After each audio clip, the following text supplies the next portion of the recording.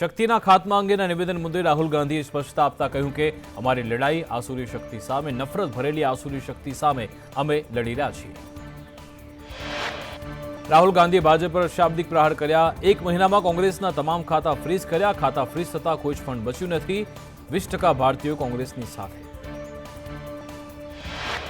ભાજપ નેતા રવિશંકર પ્રસાદે કહ્યું કે કોંગ્રેસે આઈટી રિટર્ન ફાઇલ કર્યું માટે નોટિસ મોકલી. હારની હતાશામાં કોંગ્રેસ બહાના શોધી રહી છે. લોકો કોંગ્રેસને વોટ નથી આપતા, તેમાં ભાજપ શું કરે? કોંગ્રેસ નેતા અમિત ચાવડાએ 12 બેઠકો પર જીત વ્યક્ત કરી. અમિત ચાવડાએ કહ્યું કે ગુજરાતમાં 12 બેઠકો પર અમે જીતીશું. ડબલ એન્જિનની સરકાર છતાં જિલ્લાને કોઈ સિવિલ નથી. વધુમાં અમિત ચાવડાએ કહ્યું કે રોજગારી માટે જીઆઈડીસી બની નથી. જિલ્લામાં એક પણ સરકારી શૈક્ષણિક સંસ્થા નથી. 2024ના પરિણામમાં પરિવર્તન જોવા મળશે. ખેડાથી કોંગ્રેસ ઉમેદવાર તરીકે કાળુસિંહ ડાભી નક્કી. તેમણે કહ્યું, મને એઆઈસીસીમાંથી ફોન આવ્યો, પરંતુ સત્તાવાર જાહેરાત હજુ બાકી. ગુજરાત કોંગ્રેસ પ્રદેશ મહિલા પ્રમુખ જેની ઠુમ્મરનું નિવેદન. અમરેલી લોકસભા બેઠક માટે હાઈકમાન્ડ તરફથી લીલી ઝંડી મળી. જામનગરમાં જેપી મારવિયા કોંગ્રેસનો ઉમેદવાર હશે. ટેલિફોનિક સૂચના મળ્યાનો મારવિયાનો દાવો. મારવિયાએ કહ્યું કે કોંગ્રેસના હાઈકમાન્ડ દ્વારા સૂચન આપવામાં આવ્યું. સુરતમાં કોંગ્રેસે નિલેશ કુંભાણીને ટિકિટ આપી હોવાની ચર્ચા. અગાઉ 2 વાર કોર્પોરેટરની ચૂંટણી લડી ચૂક્યા છે. એકવાર વિધાનસભાની ચૂંટણી પણ લડી ચૂક્યા છે. રાજુલાના વતની છે નિલેશ કુંભાણી. બનાસકાંઠામાં ઠાકોર આગેવાન નવઘણજી ઠાકોરના ભાજપ પર આરોપ. ગલબાભાઈનું ઋણ ચૂકવવું હોય તો બનાસ ડેરીના ચેરમેન બનાવી દો. રેખાબેનને કેમ ચૂંટણી લડાવી? ધૂળ ખાવા ગામડે ગામડે મોકલો છો. બનાસકાંઠાના રાજકારણમાં બેટી વર્સિસ દીકરી. રેખા ચૌધરીએ પોતાને બનાસની દીકરી ગણાવી. દીકરી તરીકે પ્રચાર કરી લોકોના આશીર્વાદ માંગ્યા. કહ્યું, સમાજ કે વ્યક્તિગત પ્રશ્નોમાં સાથે ઉભી રહી છે.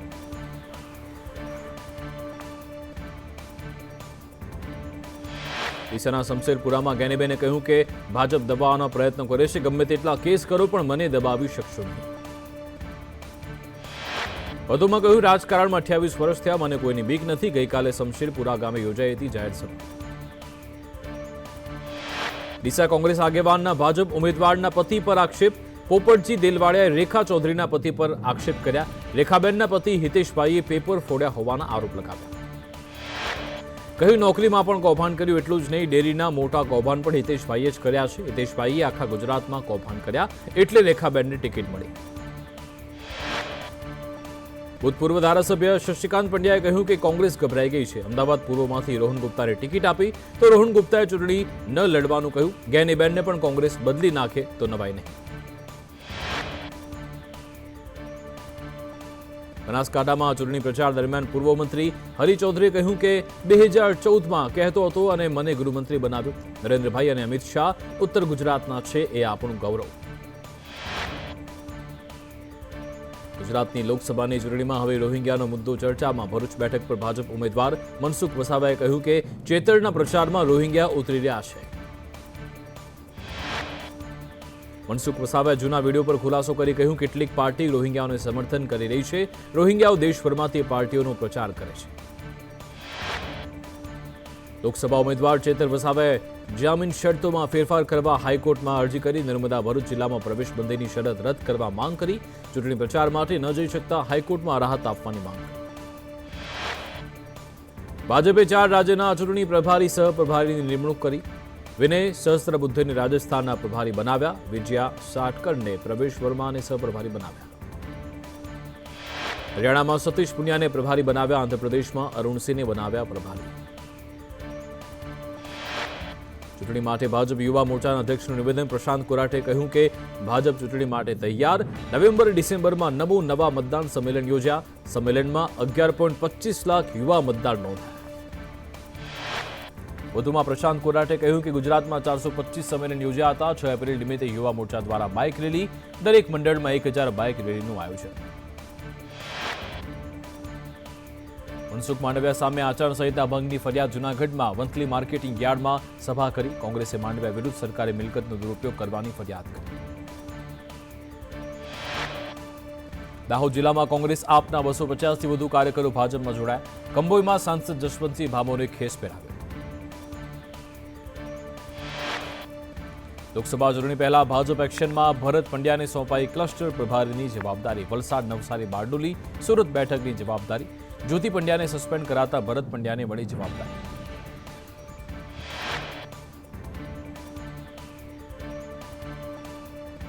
ઇન્ડિયા ગઠબંધનના ભાવનગર બોટાદ બેઠકના ઉમેદવાર ઉમેશ મકવાણાએ રાજપરામાં ખોડિયાર માતાના મંદિરેથી સ્વાભિમાન યાત્રાનો પ્રારંભ કર્યો. ઇન્ડિયા ગઠબંધનની આ ત્રિદિવસીય સ્વાભિમાન યાત્રા શિહોર અને પાલીતાણાના ગ્રામ્ય વિસ્તારોમાં ફરશે. મહારાષ્ટ્રમાં ચૂંટણીમાં બેઠક વહેંચણી મુદ્દે સીએમ શિંદે, દેવેન્દ્ર ફડણવીસ અને રાજ ઠાકરે વચ્ચે બેઠક મળી. મુંબઈની એક હોટલમાં યોજાઈ હતી બેઠક.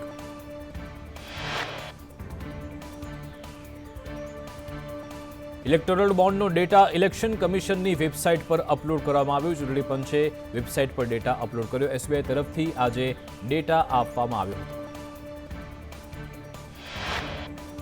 મધ્યપ્રદેશ ચૂંટણી માટે નવો કિસ્સો સામે આવ્યો. જબલપુરમાં એક ઉમેદવાર લોકસભા ચૂંટણી માટે નામાંકન ફોર્મ ભરવા સિક્યોરિટી ડિપોઝિટ પેટે 25,000ની ચિલ્લર લઈ કલેક્ટર કચેરી પહોંચ્યા હતા. લોકસભા ચૂંટણીને લઈ ચૂંટણી પંચ એક્શન મોડમાં. દિવ્યાંગ મતદારો માટે ચૂંટણી પંચે સક્ષમ એપ લોન્ચ કરી. સક્ષમ એપથી દિવ્યાંગ મતદારો ઘરે બેઠા વ્હીલચેર મંગાવી શકશે. સક્ષમ એપથી બૂથ પર પહોંચવા દિવ્યાંગોને સરળતા. 2024માં 30,730 દિવ્યાંગ મતદારો સહભાગી થશે. 17,064 પુરુષ, 13,662 મહિલા મતદારો. રાજ્ય ચૂંટણી પંચની સોશિયલ મીડિયા પર બાજ નજર. સોશિયલ મીડિયામાં અપપ્રચાર, અફવાને લઈ પગલાં લેવાશે. ખોટી જાણકારીવાળી પોસ્ટ વહેલી તકે દૂર થાય તે માટે પણ કામગીરી. અમદાવાદમાં લોકસભાની ચૂંટણી દરમિયાન નાણાકીય હેરાફેરી અટકાવવા ઇન્કમટેક્સ વિભાગે કંટ્રોલ રૂમ શરૂ કર્યો. 3 અધિકારીની દેખરેખ હેઠળ આયકર ભવનમાં 24 કલાક કંટ્રોલ રૂમ ધમધમતો રહેશે.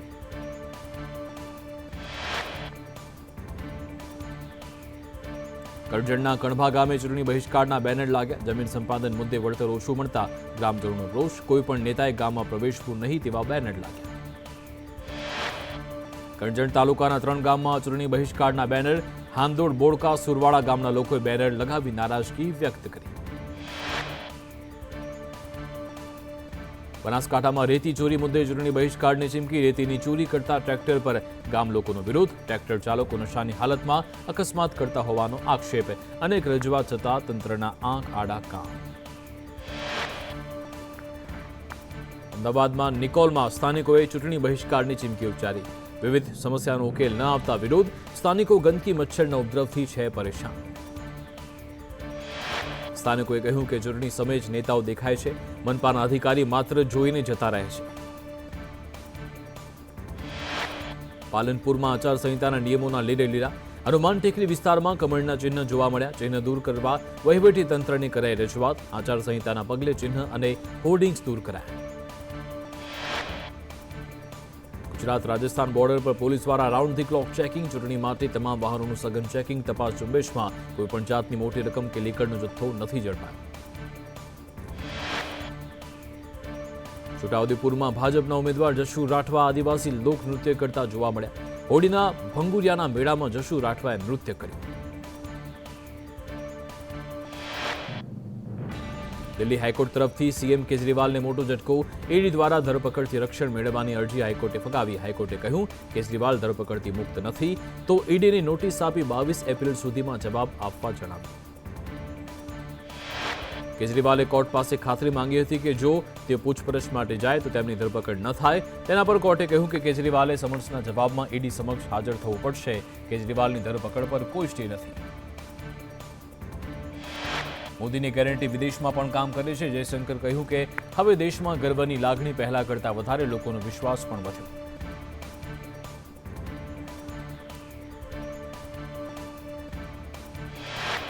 યુપીના બદાયુમાં 2 બાળકોની નિર્મમ હત્યાના બીજા આરોપી જાવેદની ધરપકડ. ડબલ મર્ડર બાદ ઘટના બાદ આરોપી જાવેદ પોતાનો મોબાઈલ સ્વિચ ઓફ કરી દિલ્હી ભાગી ગયો હતો.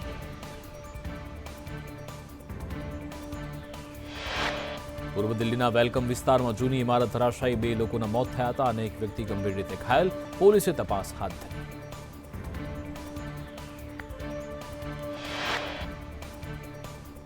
ગુજરાત હાઈકોર્ટ દ્વારા એશિયાટિક સિંહોના અકાળે મોત મામલે સુઓ મોટો પિટિશન હાથ ધરાઈ. રેલવે વિભાગને જવાબ રજૂ કરવા હાઈકોર્ટે આદેશ આપ્યો. ભુજમાં કાજલ હિન્દુસ્તાની વિરુદ્ધ ગુનો નોંધવા પાટીદાર મહિલાઓનું પોલીસ અધિકારીઓને આવેદન. રાજ્યભરમાં કાજલ વિરુદ્ધ ફરિયાદ નોંધવા પાટીદારો થયા એક્ટિવ.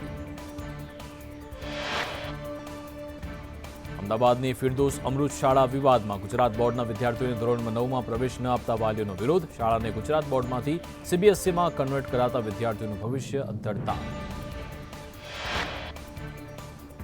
ઠાસરાના દીપકપુરામાં ચાલુ સ્કૂલે પોપડા પડતા પ્રાથમિક શાળાના 2 બાળકો ઇજાગ્રસ્ત થયા. ધોરણ 5ના વર્ગખંડમાં છતના પોપડા પડતા નાસભાગ મચી. મલેશિયામાં ફસાયેલો સુરતનો ઓડ પરિવાર અંતે હેમખેમ ભારત આવ્યો. નવસારીના સામાજિક કાર્યકરની મહેનત રંગ લાવી. મલેશિયાની જેલમાં બંધ હતો પરિવાર. દાહોદમાં બાળ લગ્નને અટકાવાયા. જિલ્લા બાળ સુરક્ષા એકમની ટીમે અટકાવ્યા બાળ લગ્ન. બાળ લગ્ન પ્રતિબંધક અધિકારીએ વાલીના નિવેદન લીધા. પરિવારજનોને સમજાવી બાળ લગ્ન અટકાવ્યા.